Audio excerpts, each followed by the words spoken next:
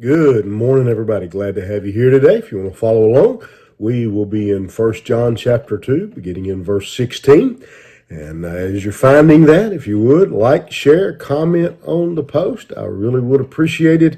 And again, it just helps get the message out in front of more people when you do. And so thank you very much for that. In chapter 2, verse 16, we have these words: "For all that is in the world, the desires of the flesh, the desires of the eyes, the pride of life is not from the Father, but is from the world. And the world is passing away along with its desires, but whoever does the will of God abides forever." A lot of words that are really pretty simple and straightforward. John says, really, he's saying, what can this world offer the child of God? What can this world do for a believer? That everything that this world has to offer, the desires of the flesh, the desires of the eyes, the pride of life, all these things, he says they don't satisfy. He says they don't end up bringing any joy, any pleasure. Again, there's no benefit to these things that the world has to offer, and we get so caught up in those things, and this world offers a lot of good things.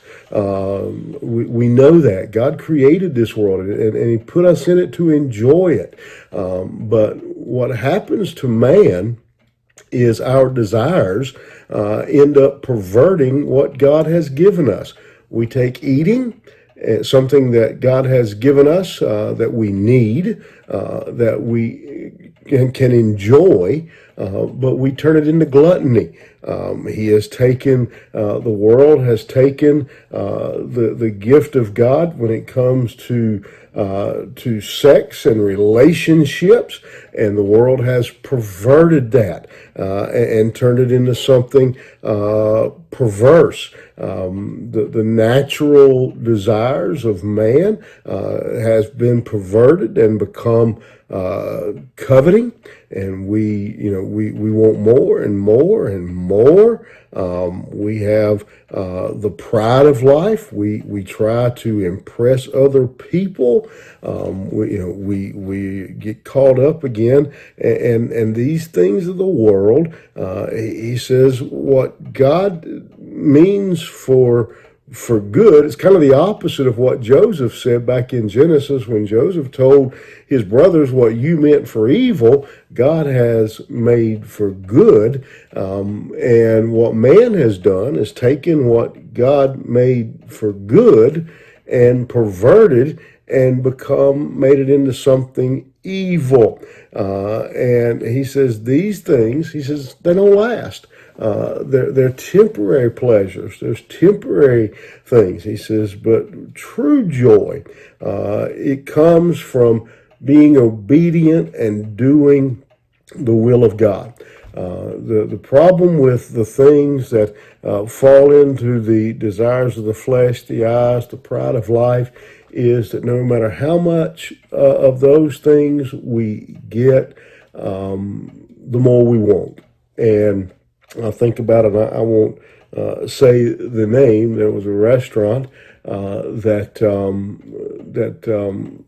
a chain restaurant, a lot of them around, part of their advertising. I remember coming out of the restaurant, and one of the things that they really tried to make their mark on was how big their burgers were, and they were big. If you ate one of them, you were one of those Thanksgiving type meals. If you ate one of those big burgers and you got done, you're like, whew, I think I'm gonna bust. And they had a little sign on their door as you're going out. It says, "It may not feel like it right now, but you will be hungry again. Come back to see us." May not feel like it right now, but you will be hungry again. And that's the problem with the pleasures and the things of this world. You just get hungry again, and you just want more and more and more, and those things are passing away. And the day will come when those things won't be anymore. This world is coming to an end. This world and all its pleasures are coming to an end. Whether it's when Christ returns or when we draw our last breath, the joys and the pleasures of this world, they're coming to an end. Only the things that are done for God abide forever. Remember that today. Think about it. What are our worldly desires? They're coming to an end.